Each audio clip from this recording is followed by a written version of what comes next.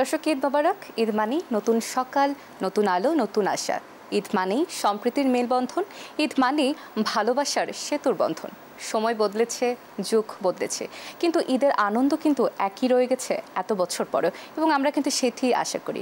প্রিয় দর্শক, ঈদের এই বিশেষ সময় আপনাদের সবাইকে আমন্ত্রণ জানাচ্ছি দেশ টেলিভিশনের ঈদকে ঘিরে বিশেষ আয়োজন আনন্দের ঈদ। এবং এই বিশেষ আয়োজনে আপনাদের সঙ্গে আছি আমি অতসী সেন। দর্শক, আনন্দের ঈদে আজকে আমাদের সাথে কিন্তু রয়েছেন একজন বিশেষ অতিথি। আমার কাছে তো ভীষণ প্রিয়, এবং আমি যখন আপনাদের সাথে পরিচয় করে দিব, আমি জানি যে আপনাদেরও সেটি মনে হবে। আমার সাথে আজ কে আছেন? আজকের ঈদের চাঁদটি আসলে কে? আমার সাথে আছেন আমার ভীষণ প্রিয় একজন অভিনেতা।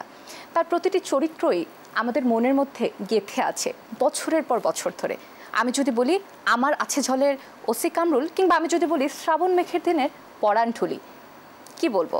আপনারা তো বুঝেই গেছেন কে। তিনি আমাদের সবার প্রিয় ডক্টর এজাজুল ইসলাম। চলুন কথা বলি। ভাইয়া, ঈদ মোবারক। ঈদ মোবারক। স্বাগত জানাচ্ছি দেশ টিভিতে। আপনাকে অনেক স্বাগতম। কেমন আছেন? ঈদ কেমন যাচ্ছে? আলহামদুলিল্লাহ, আল্লাহ পাক যেভাবে রেখেছেন লাখো শুকরিয়া, অনেক ভালো আছি। ঈদের সময় তো আমরা আপনাকে পেয়েছি, বিশেষ সময় পেয়েছি। ঈদের একটু অন্যরকম আমেজ থাকে, এবং আমরা যদি একটু বলি যে কোরবানির ঈদের একটু অন্যরকম বিষয় থাকে। কোরবানির ঈদের দিনটি আসলে কিভাবে শুরু হয়? আপনি বললেন না ঈদ মানে আনন্দের, কিন্তু ঈদের মাঝেও কোথায় যেন একটা হাহাকার এখন কাজ করে। যেরকম আমার বাবা যখন বেঁচে ছিলেন, বাবার পছন্দ ছিল কালো গরু। আমি বাবাকে টাকা পাঠিয়ে দিতাম, বাবা একটা কালো গরু কিনতেন। তারপর আমি বউ বাচ্চা নিয়ে যেতাম, অধীর আগ্রহে বাবার অপেক্ষা। এই যে যাবার পরে বাবার আনন্দ, এবং যাওয়ার সঙ্গে সঙ্গে সবাইকে নিয়ে যে সেই কালো গরু দেখানো, এটা মনে পড়ে গেল। আপনি শুরুতে বললেন না ঈদ মানে আনন্দ। ডেফিনেটলি ঈদ মানে আনন্দ, আমি অবশ্যই স্বীকার করি। কিন্তু আমাদের যাদের মা বাবা নেই, ওই সময়টা, ওই স্মৃতিগুলি মনে পড়ে।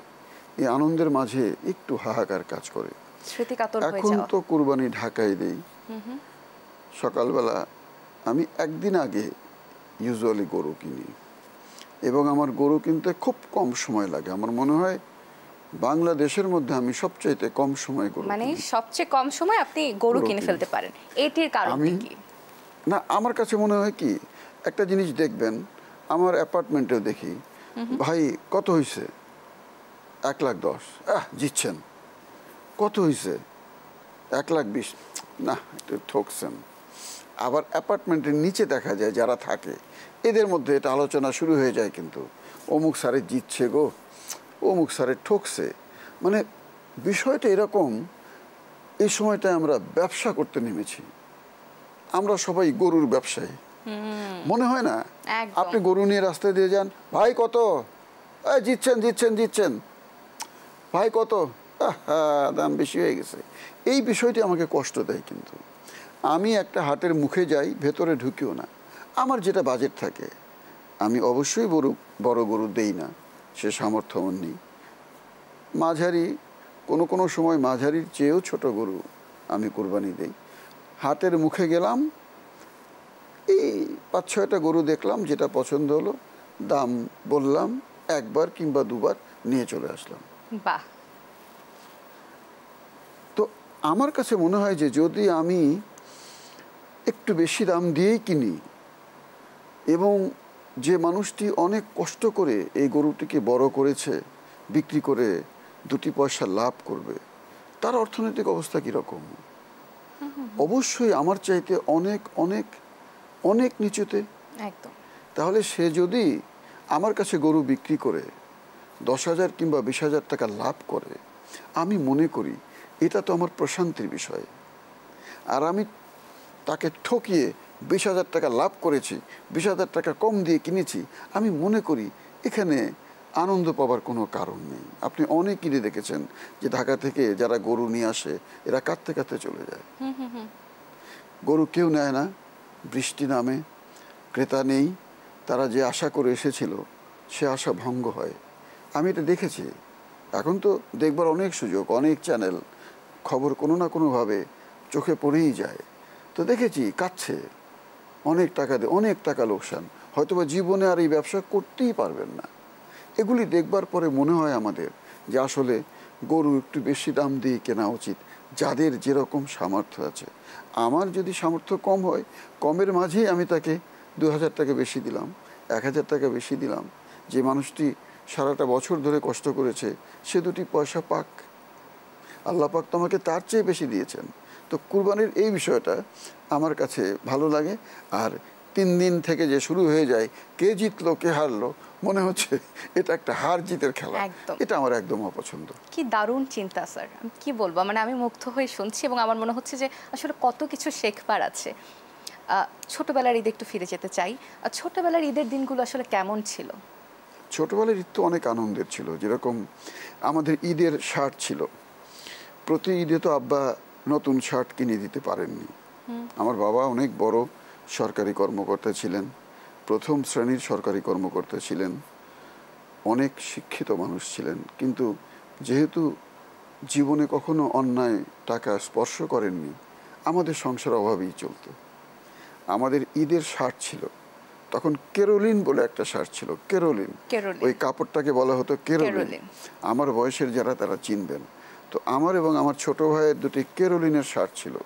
এই শার্টগুলি আম্মা সুটকে কিংবা ট্রাঙ্কে রেখে দিতেন।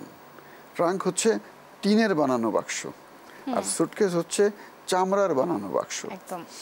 এখন এগুলি নেই। তো আম্মা ওই ঈদের দিন সকালবেলা গোসল করে আসতাম, তারপরে ট্রাঙ্ক থেকে সেই কেরোলিনের দুটি শার্ট দুজনকে দিতেন। ন্যাপথলিনের গন্ধ বেরোতো, কারণ কাপড় রেখে আম্মা ন্যাপথলিন দিয়ে দিতেন, এবং ন্যাপথলিনের গন্ধ আগে নাকে একটু নিতাম, তারপরে শার্টটা পরতাম। আমার মনে আছে আমার শার্টটা ছিল খয়েরি রঙের, আমার ছোট ভাইয়ের শার্টটা ছিল সবুজ রঙের। এই শার্টটা পরলাম, সারাদিন পরবার পরে আম্মা আবার সন্ধ্যার সময় এটা সিজ করে নেবেন। বাহ! সন্ধ্যার পর আর পরা যাবে না, এটা জমা দিয়ে দাও। পরদিন আম্মা এটা আবার ধোবেন, ইস্ত্রি করবেন, করে আবার বাক্সে উঠিয়ে রাখবেন পরবর্তী ঈদের জন্য। কিন্তু এই যে একই শার্ট, মানে শরীর বড় না হওয়া পর্যন্ত কয়েক বছর পরেছি, তাতে আনন্দ কম ছিল না। প্রচণ্ড আনন্দ ছিল যে আম্মা বাক্স থেকে ন্যাপথলিনের গন্ধওয়ালা শার্ট বের করে দেবেন, এবং সেই ন্যাপথলিনের গন্ধের মধ্যেও কিন্তু অনেক ভালোবাসা ছিল, অনেক ভালোবাসা। আর খাওয়া দাওয়া কুরবানির সময় আমরা একটা খাসি কুরবানি দিতাম আর একটা গরুতে ভাগ দিতাম। তোমার আব্বা সকালবেলা নিজে খাসিটা কুরবানি করতেন, নিজে খাসিটা ছিলতেন, নিজে মাংস কাটতেন এবং রান্না হতো, সবাই একসঙ্গে বসে খেতাম। তারপর গরুর মাংস আস্তে আস্তে তো বিকেলবেলা, ওটার ওই দিন খাওয়া হতো না, গরুর মাংস খেতাম পরদিন। ঈদের কথা শুনছি, ঈদের কথা তো হবে, ঈদের সময় আমরা আপনাকে পেয়েছি। তবে আমি একটু কাজ নিয়ে কথা বলতে চাই। এই যে এত বছর ধরে আপনি কাজ করছেন, আপনার যে চরিত্রগুলো সেগুলো কিন্তু এখনও আমাদের মনে হয় যে দর্শকপ্রিয়তা এত বেশি, বা আমি যদি বলি যে দ্য ওয়ার্ড আইকনিক, আমি বলবো যে আইকনিক সব চরিত্র। আসলে এত কাজের মধ্যে আমি যদি একটু কঠিন প্রশ্নকে হয়ে যাবে কিনা আমি আসলে বুঝতে পারছি না, আপনার প্রিয় চরিত্র আসলে কোনটি? হুমায়ূন স্যারের সবকটি চরিত্র প্রিয়। এরপরে যেরকম মোস্তফা কামাল রাজের একটি ছবি করেছিলাম তার কাটা, সেখানকার চরিত্র, এবং যেই ছবিটির জন্য কিন্তু আপনি জাতীয় চলচ্চিত্র পুরস্কার পেয়েছি। মোস্তফা কামাল রাজের আরেকটি চরিত্র ছিল মাইকে, সেটি আমার ভালো। এখন দেনা পাওনা একটা নাটক করছি, একদম, এবং এটি কিন্তু প্রচন্ড দর্শকপ্রিয়তা পেয়েছে। দেনা পাওনা ইউটিউবে এটির প্রচন্ড ভিউ হচ্ছে। রাজের অনেকগুলি কাজ আমার দর্শকপ্রিয়তা পেয়েছে এবং আমি অভিনয় করে শান্তি পেয়েছি। হয় না, কিছু কাজ দর্শক পছন্দ করছেন কিন্তু নিজের কিন্তু পছন্দ হয় না। অনেকেই বলে যে আমার একটা খুবই খারাপ নাটক, এটা দর্শক অনেক দেখেছিল, তো যখনই আমাকে বলতো আমি বিরক্ত হতাম যে এটা কেন পছন্দ করছে, এটা তো পছন্দ করবার নাটক না। কিন্তু এখন যেরকম রাজের যে কটি কাজ দর্শক প্রিয়তা পেয়েছে, ওই কটি চরিত্র আমার প্রিয় ছিল। আর হুমায়ূন স্যারের সব কটি আমার অনেক অনেক অনেক প্রিয়। এবং এখন আমরা আল্লাহ পাকের কাছে শুকরিয়া আদায় করি যে ভাগ্যিস ইউটিউব ছিল, ফেসবুক ছিল, তাছাড়া তো আমাদের এই ভালো কাজ নতুন জেনারেশনের ছেলেমেয়েরা দেখতে পেত না, তাই না? এগুলির কারণে যেটা হয়েছে যে একদম বাচ্চা বাচ্চা ছেলে যারা কেবল কাজ শুরু করছে তারাও আমাদের কাজ দেখে উৎফুল্ল হয়।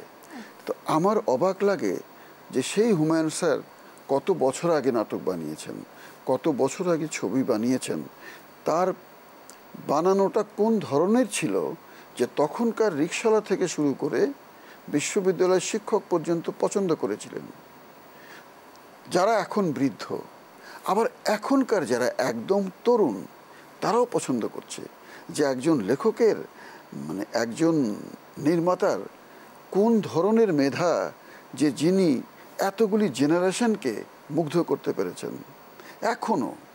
এখনো আমার ২০ বছর আগের নাটকের কথা সবাই বলে, ২০ বছর আগের ছবির কথা বলে, এই ক্রেডিট তো হুমায়ুন স্যারের, তাই না? তো আমি অবাক হই যে আল্লাহ পাক তাকে কত মেধা দিয়ে বানিয়েছিলেন। এজন্যই তুমি আমাদের জাদুকর। আমার তখন গাড়ি ছিল না, আমি রিকশায় উঠতাম।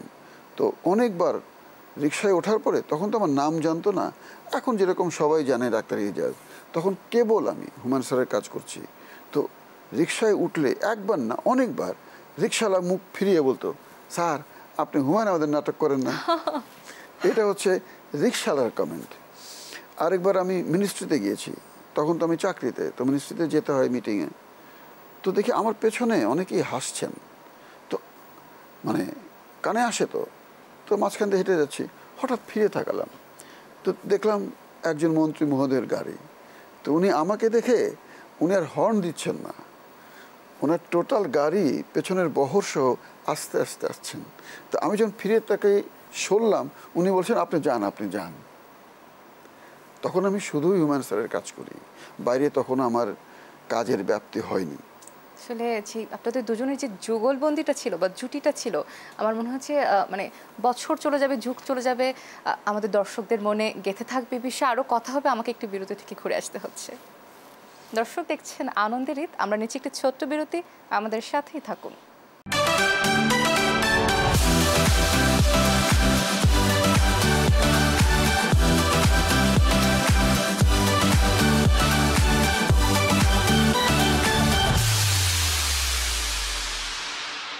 আবারও ফিরে এলাম বিরতির পর। আপনারা দেখছেন দেশ টেলিভিশনের ঈদুল আজহাকে নিয়ে বিশেষ আয়োজন আনন্দের ঈদ। আপনাদের সঙ্গে আছি আমি অতসী সেন, এবং আজকে কিন্তু আমাদের সাথে আছেন আমাদের বিশেষ অতিথি, আমাদের সবার প্রিয় অভিনেতা ডক্টর এজাজুল ইসলাম। আমরা কথা বলছিলাম, আমরা আবার গল্পে ফিরে যাব, হুমায়ুন স্যারকে নিয়ে কথা হচ্ছিল।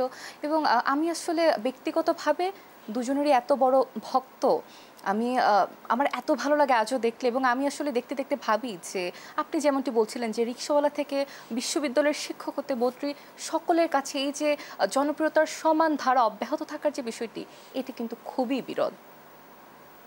হ্যাঁ, দেখবেন যে এক একটা নাটক এক এক ধরনের দর্শক নেয়, তাই না? কেউ প্রেমের নাটক দেখছে, কেউ খুবই ফানি নাটক দেখছে, কেউ আবার একটু অন্যরকম নাটক দেখছে। কিন্তু হুমায়ুন স্যারের নাটকটি প্রত্যেক বয়সের, এখন এসে বুঝতে পারছি প্রত্যেক জেনারেশন পছন্দ করছিল এবং করছে এখনো। এবং আপনি একটি বইও লিখেছেন হুমায়ুন স্যারকে নিয়ে। আমি স্যারকে নিয়ে ৩টি বই লিখেছি। একটি হচ্ছে আমার হুমায়ুন স্যার, একটি হচ্ছে হুমায়ুন স্যারের চোখের জল, আর একটি হচ্ছে হুমায়ুন স্যারের শুটিং ও আমি। এবং সকল যে স্মৃতিগুলো আছে, মেমোরিজগুলো আছে, সেই বইগুলো কিন্তু বইগুলোতে আছে। হ্যাঁ, কারণ এই বইগুলো যখন আমি নিজে পড়ি তখন মনে হয়, আমিও তো সব সময় তো সব কিছু মাথায় থাকে না, তখন মনে পড়ে ওহো এরকম ঘটনা তো ঘটেছিল, এরকম ঘটনাও তো ঘটেছিল। তো আসলে সবগুলি লিখে রেখেছি যাতে মানে কখনো ভুলে না যায়। এবং পাঠকরা অনেক অনেক বই কিনেছেন। হুমায়ুন আহমেদকে নিয়ে কথা হচ্ছে, আপনাকে নিয়ে কথা হচ্ছে। আমি না একটু অনেক পিছনে চলে যেতে চাচ্ছি, আমি যেতে চাচ্ছি শ্রাবণ মেঘের দিনের যখন শুটিং হচ্ছিল, সেই দিনগুলোতে আমি একটু যেতে চাই। আমরা কি শ্রাবণ মেঘের দিনের পরাণঢুলির শুটিংয়ের কিছু অভিজ্ঞতা শুনতে পারি দর্শকদের জন্য? পরাণঢুলি চরিত্রটা কিন্তু আমার জন্য প্রথম নির্বাচিত ছিল না। আচ্ছা, আমার জন্য প্রথম আরেকটি চরিত্র ছিল, এবং সেটির জন্য আমি প্রস্তুতি নিলাম। ঠিক শুটিংয়ের আমার মনে হয় 1 সপ্তাহ না, তার চেয়ে কম সময় আগে স্যার আমাকে জানালেন যে তোমার এই চরিত্রটা না, তোমার চরিত্র চেঞ্জ হয়ে গিয়েছে, তুমি এখন এই চরিত্রটা করবে, পরাণঢুলি। এবং স্যার বললেন যে আমি চিন্তা করে দেখেছি তোমার মাথার চুলটা ছোট করে দেব, তুমি যখন ঢোলটা বাজাবে এটা ভিজুয়ালি অনেক সুন্দর লাগবে। তো আমি তো কখনোই কিছু বলতাম না স্যারকে, আমি মেনে নিলাম। এবং আমি তো সবসময় মজার অভিনয় করেছি, কিন্তু মানুষকে কাঁদানোর অভিনয় করে যে একটা তৃপ্তি, সেটা আমি পরাণঢুলি করে পেয়েছি। একদম। এবং আমি সিনেমা হলে বসে যখন দেখলাম, আমার দৃশ্যে একদম দর্শকের চোখে যে পানি, দর্শক যে কান্না করছেন, একদম। সেটি আমি একদম নিজের চোখে দেখেছি। এবং এই স্যাটিসফ্যাকশন তো ভোলার মতো না। একদম। হুমায়ুন স্যার আসলে মানুষকে মাপতে পারতেন। উনি গুড সাইকোলজিস্ট ছিলেন। গুড সাইকোলজিস্ট বললে ভুল হবে, গুড, বেটার, বেস্ট, বেস্ট বলা উচিত। উনি মানুষ দেখলে মাপতে পারতেন যে কার কতটুকু ক্যাপাবিলিটি, আমি কি করতে পারবো, এটা হুমায়ুন স্যার জানতেন। উনি সেভাবেই আমাকে উপস্থাপনা করেছেন। যেরকম আমার শুরু কিন্তু ছিল একদম সিরিয়াস ক্যারেক্টার দিয়ে, আমি কিন্তু কমেডি করিনি। হুমায়ুন স্যার পরে দেখেছেন, হয়তো আমাকে মেপেছেন যে একে দিয়ে কমেডি ভালো হবে, তারপর আমার চরিত্রগুলি ঠিক সেভাবেই লিখেছেন। এবং আসলে যেমনটি বলছিলেন যে এখন আমরা হয়তো বা যে দর্শক হাসানোর চেষ্টা আসলে হচ্ছে, তবে দর্শকরাও কিন্তু বলছে যে আমরা আসলে যে হুমায়ুন স্যারের সময় আমরা যে নাটকগুলো দেখেছিলাম, যেই মানের নাটক দেখেছিলাম, যে মানসম্মত নাটক দেখেছিলাম, এখন কি আসলে সেই রকম নাটক হচ্ছে কিনা, আপনার কি মনে হয়? গল্পটাই তো অসাধারণ ছিল। আমরা যারা অভিনয় করতাম, আমরাও বুঝতাম না যে এরপরে কি হবে। অনেক সময় তো স্যার ইম্প্রোভাইজ করতেন গল্পের মাঝেও, আমরাও বুঝতে পেতাম না। একবার ঈদের কাজ করছি আমরা, তখন তো 4-5টা নাটক স্যার করতেন। তো ঈদের কাজ শেষ, আমরা স্যারের সামনে বসা, সবাইকে টাকা পয়সা দিয়ে দেওয়া হচ্ছে, যে যার মতো বাড়ি চলে যাবে। এই সময় একটি চ্যানেলের একজন কর্মকর্তা টাকা নিয়ে এসেছেন, এনে দেখি স্যারের পাশে বসা। স্যার বললেন, তোমরা তো বাড়ি যাবে, কিন্তু সমস্যা হচ্ছে ও তো টাকা নিয়ে এসেছে, টাকার পোটলা নিয়ে এসেছে। স্যার ঠিক কীভাবে বললেন, ও তো টাকার পোটলা নিয়ে এসেছে, এখন তো একটা নাটক চাই। ও বললো যে স্যার নাটক না হলে আমার চ্যানেলের বড় ক্ষতি হয়ে যাবে, আমি অলরেডি মার্কেটিং শুরু করে দিয়েছি। তো আমরা তো মানে স্যার যদি বলেন যে ঈদের দিন সকালেও শুটিং করতে হবে, নামাজ পড়ে এসে আবার শুটিং করতে হবে, আমরা তো রাজি, মানে আমি রাজি। তো সবাই তখন বলল, ঠিক আছে স্যার, কাজটা করেই যাই। তাহলে এক কাজ করো, তোমরা এখনই শুটিং করো। বাহ। তখন ক্যামেরা ছিল, কারণ লাস্ট কাজ। স্যার এক পাতা করে লেখা শুরু করেন, একটা করে পাতা দেন, আমরা শুটিং করে আসি। ধানমন্ডিতে শুটিং করি, স্যারের বাসা থেকে স্যার লিখে দেন, আমরা ধানমন্ডি লেকের পাশে রাস্তাঘাটে শ্যুট করি। তো আমার তখন এক সময় মনে হচ্ছিল যে স্যার কি করছেন এভাবে, মানে এক পাতা করে লিখে দেন, কেমন জানি হচ্ছে, মানে আমার খুব একটা পছন্দ হয়নি। পরে বুঝেছি যে আমি কত বড় নির্বোধ, আমি কত বড় গাধা জন্যেই আমি বুঝতে পারিনি। আমি মনে করেছি স্যার কি লিখছে এক পাতা করে। শুটিং শেষ হয়ে গেল, নাটক অন এয়ার হয়েছে, আমি তখন দেখিনি। তখন তো একসঙ্গে অনেকগুলি নাটক ছিল স্যারের, কোনটা দেখতে কোনটা দেখবো। এবং সব দেখা যেত যে 3-4টা নাটক একই সময় অন এয়ার হচ্ছে। আর তখন তো ইউটিউব ছিল না, ফেসবুক ছিল না যে পরে দেখব, সে সুযোগ তো ছিল না। তো বেশ কয়েক বছর পরে ঈদের দিন সকালবেলা আমি উঠেছি ঘুম থেকে। ঈদের দিন তো বাসায় সবাই ক্লান্ত থাকে, সবাই ঘুমাচ্ছে। সকালে উঠে আমি টেলিভিশন ছেড়েছি।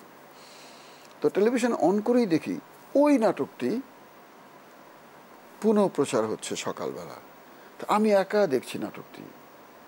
আমি দেখে মানে মানুষ ডুকরে কান্না করে না, ডুকরে কান্না ভেতর থেকে আমি একা একা ডুকরে কান্না করলাম যে কি সুন্দর নাটক। অথচ সব কাজ শেষের পরে এক পাতা করে জোড়াতালি দিয়ে মারানো একটা নাটক আমার মনে হচ্ছিল। আমি কত বড় গাধা, আমি বুঝিনি যে স্যার মানে অতি হেলায় যে কাজটি করেন সেটিও একটি শ্রেষ্ঠ কাজ। কাজ নিয়ে কথা হলো, ঈদ নিয়ে কথা হলো, এবার একটু ব্যক্তি জীবনে জানতে চাই।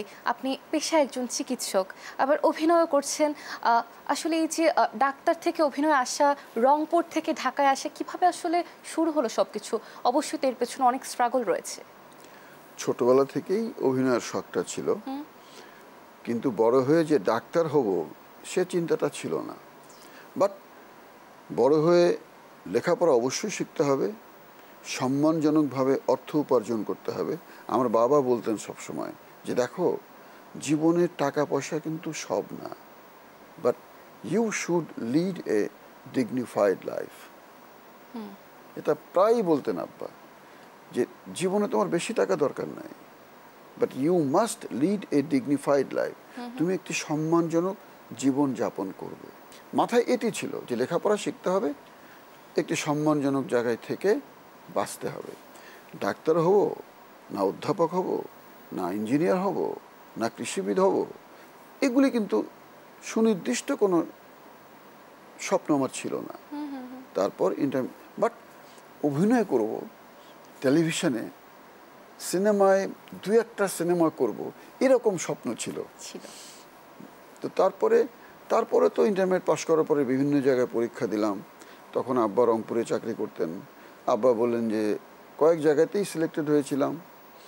আব্বা বললেন যে রংপুরেই থাকো, বাসায় থেকেই পড়াশোনা করো, তুমি যদি বাইরে চলে যাও, অন্য জায়গায় যাও, আমাকে খরচ দিতে হবে, আমার জন্য কষ্ট করা হবে, বেটার তুমি বাসায় থাকো, বাসায় থেকে রংপুর মেডিকেল কলেজেই পড়াশোনা করো।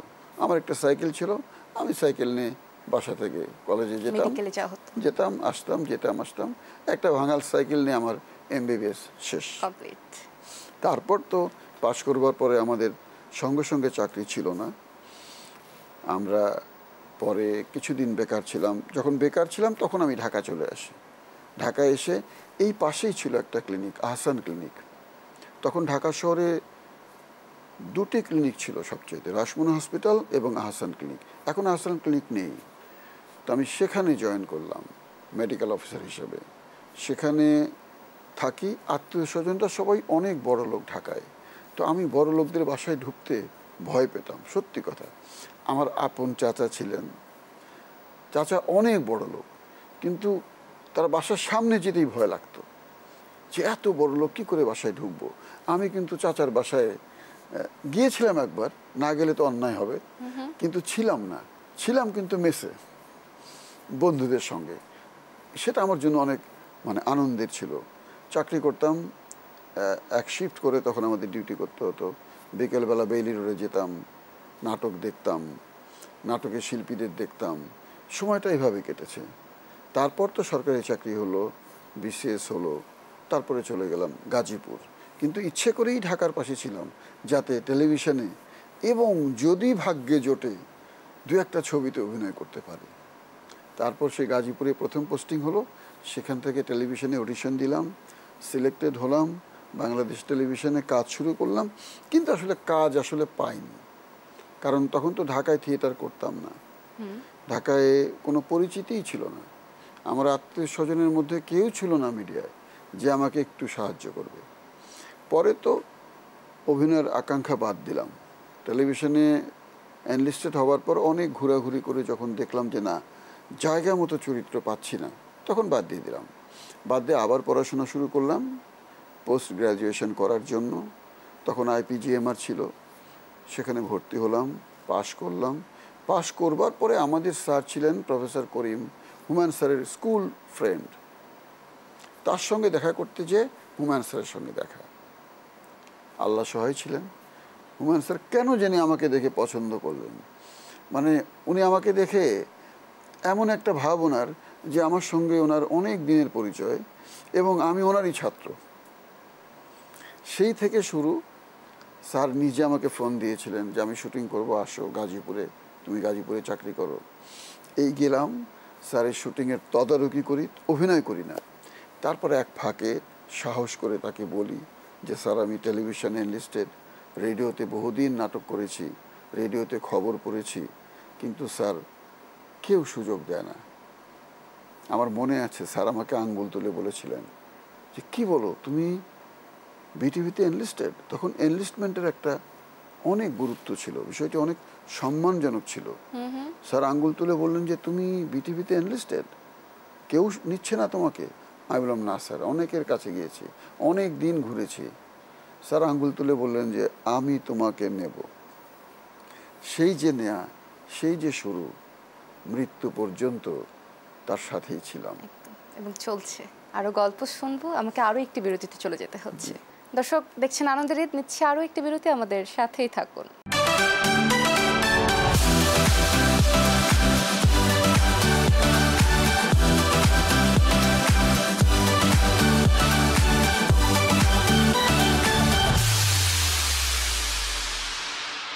আবারও ফিরে এলাম বিরতির পর। দেখছেন দেশ টেলিভিশনের ঈদকে নিয়ে বিশেষ আয়োজন আনন্দের ঈদ, এবং আপনাদের সঙ্গে আছি আমি অতসী সেন।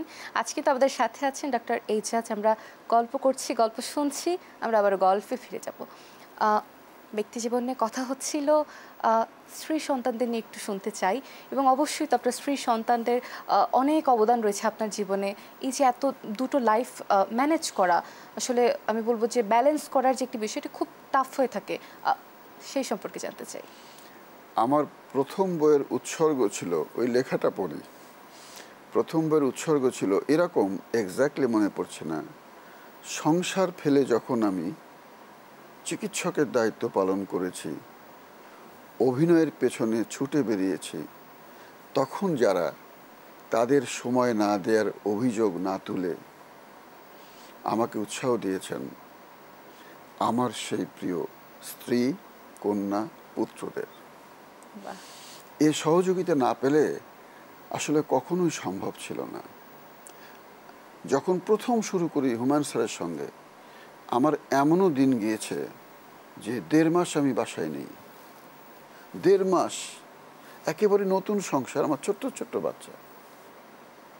কখনো বউ অভিযোগ তোলেনি, কখনো না, কখনো রাগ করে, আজ অবধি, জীবনে তো শেষ প্রান্তে, আজ অবধি কখনো আমার বউ বলে নাই যে তুমি অভিনয় করে আমাকে বহু কষ্ট দিচ্ছ। আজ অবধি বলেনি। কিংবা আজ অবধি তার মনের মধ্যে হয় না, যারা আমরা মিডিয়ায় কাজ করি, দেখা যায় কোথাও একটা সন্দেহ কাজ করে, হয়তো বা স্ত্রী স্বামীকে একটু সন্দেহ করে, স্বামী স্ত্রীকে সন্দেহ করে, কখনো না। বিন্দুমাত্র সন্দেহ কখনোই আমার প্রতি আমার স্ত্রীর ছিল না। হ্যাঁ, 1.5 মাস আমি বাসায় ছিলাম না, 15 দিন নেই, এরকম একটা গল্প আছে। আমার বাসা তখন কাকরাইলে।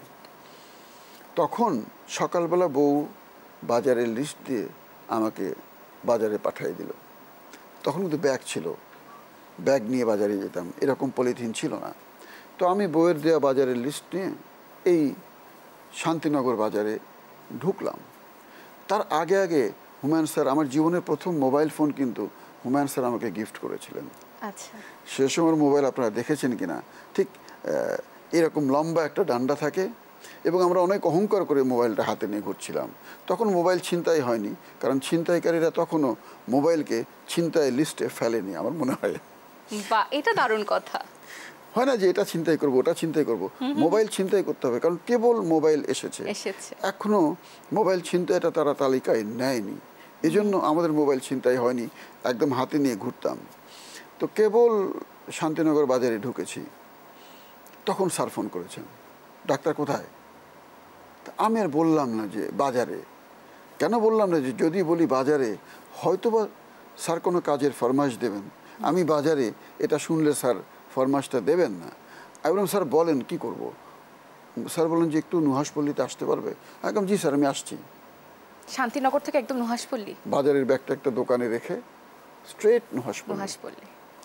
আমার বউ তো বসে আছে, কিরে 1 ঘন্টা 2 ঘন্টা 3 ঘন্টা, দুপুরে রান্নার সময় হয়ে গেছে, আমি নাই বাসায়, কিন্তু টেলিফোনও নাই, মোবাইল ফোনও নাই।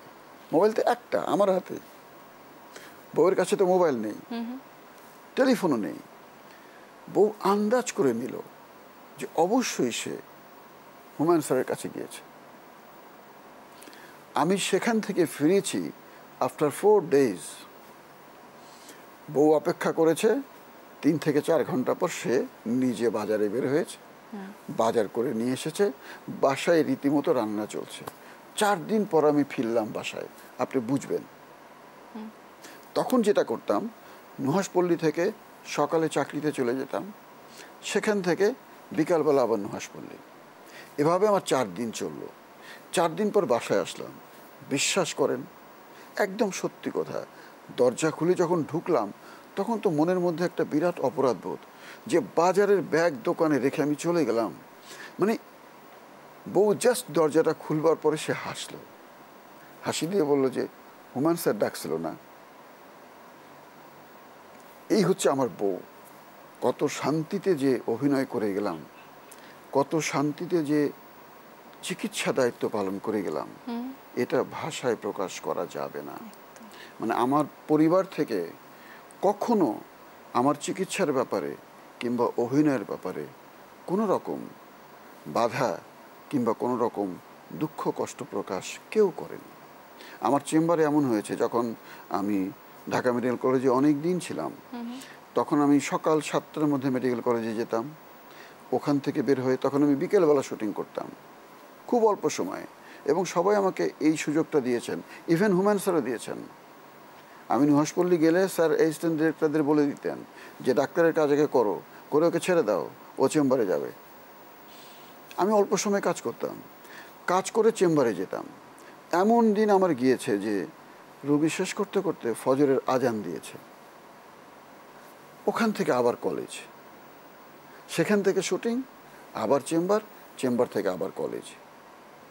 1 মাস 1.5 মাস এরকম গিয়েছে আমি বাসায় আসিনি, কারণ প্রচুর রুগী। আমি যদি শুটিং করে চেম্বারে, এমন সময় হয়েছে আমার যে চেম্বারে আমি গিয়েছি রাত 10টায়, তো 10টায় যদি রুগী দেখা শুরু করি, এই রুগী শেষ হবে ভোর 4টায়। একদম। রোগী নিয়ে কথা হচ্ছে, চেম্বার নিয়ে কথা হচ্ছে, একটি প্রশ্ন তো আমি করতে চাই যে আমরা কিন্তু জানি যে রোগীদের সাথে কিন্তু আপনার খুব সুসম্পর্ক। জেনারেলি দেখা যায় যে রোগীরা ডাক্তারের কাছে যেতে ভয় পায়, কিন্তু আপনার কাছে যেতে কিন্তু ভয় পায় না। এই যে এটার কারণটি কি? এটার কারণ রুগীরা বলতে পারবে, কারণ আমাকে নিয়ে অনেক লেখালেখি হয়, আমি সবসময় এগুলি অ্যাভয়েড করতে চাই। যেরকম এখন আর ছবি উঠাই না, প্রতিদিন চেম্বারে রোগী দেখানোর পরে বলে স্যার একটা ছবি তুলি, এখন না করি। কারণ হয় কি, প্রথম যেটা হতো, ওরা ছবি তুলে একটা স্ট্যাটাস দিয়ে ফেলে এবং এতই প্রশংসা করে কি অন্যের সঙ্গে তুলনা শুরু করে দেয়, তখন অন্যরা তো কষ্ট পায়। এটি তো আমার জন্য কষ্টকর, এই জন্য এখন আর ছবি তুলি না। আমি এরকম একটা খবরে পড়েছিলাম নিউজে যে এখন ছবি তোলা নিষিদ্ধ একদম চেম্বারে। হয় কি যে অনেকে কষ্ট পায়, আমি চাই না যে রোগীদের তো আবেগ এক একজনের এক এক রকম, এবং সবার প্রকাশ যে সুন্দর সমীচীন হবে সেটা তো আর বলা যায় না, তাই না? যেরকম আমি একবার বাসে উঠেছি, একজন মনে করেন যে আপনি আমার অভিনয় সুন্দর দেখে কি বলবেন যে আপনার অভিনয় অনেক সুন্দর লাগে, ধন্যবাদ। তো আমার পাশে যিনি বসলেন, আমি বুঝলাম যে লোক একটু ঝামেলা করবে, তা আমি চুপ করে মাথাটা ঘুরে বসে আছি। একটু পরে সে আমার পেটে একটা গুঁতা মারছে, প্রচণ্ড রকম গুঁতো, এখানে, এই ভালো অভিনয় করেন তো। এই যে তার প্রকাশ, পেটে গুঁতা দিয়ে, এখন সে তার জায়গা থেকে কিন্তু এটা অনেক ভালোবাসায় ভরা। সে জানে না যে পেটে গুঁতা দিয়ে বলবো এটা তো চূড়ান্ত অভদ্রতা, কিন্তু আমি রাগ করিনি। আমি চিন্তা করেছি যে না, তার যেটা লেখাপড়া, তার যেটা ধারণা, তার জায়গা থেকে তো সে এভাবেই আমাকে ধন্যবাদ জানাবে, আমি কিন্তু রাগ করিনি। এত ভালো ভালো গল্প শুনছি, এত সুন্দর গল্প শুনছি, আমার মনে হচ্ছে যে আমি শুধু শুনেই যাই। আমার মনে হয় যে আমি দিনভর গল্প করলে আমার গল্প হয়তো বা শেষ হবে না, আমার প্রশ্ন শেষ হবে না, কিন্তু আমার অনুষ্ঠানের আসলে শেষ পর্যায়ে আমি আছি, আমার তো বিদায় দিতে একদম ইচ্ছে করছে না। ধন্যবাদ জানাতে চাই আপনাকে আমাদের সময় দেওয়ার জন্য, এবং ঈদের শুভেচ্ছা জানাতে চাই আপনাকে স্যার। সবাইকে ঈদের শুভেচ্ছা, দেশ টেলিভিশনের সবাইকে, এবং দেশ টেলিভিশনের প্রতি আমার কৃতজ্ঞতা, ঈদের এত আনন্দের সময় আমাকে দর্শকদের সামনে কথা বলবার সুযোগ করে দেওয়ার জন্য। দর্শক, এই ছিল আনন্দের ঈদের আজকের আয়োজনে, আবারও দেখাবো আপনাদের সাথে আগামী পর্বে। ততক্ষণ পর্যন্ত দর্শক ভালো থাকুন, সুস্থ থাকুন এবং দেখতে থাকুন দেশ টেলিভিশন। ঈদ মোবারক।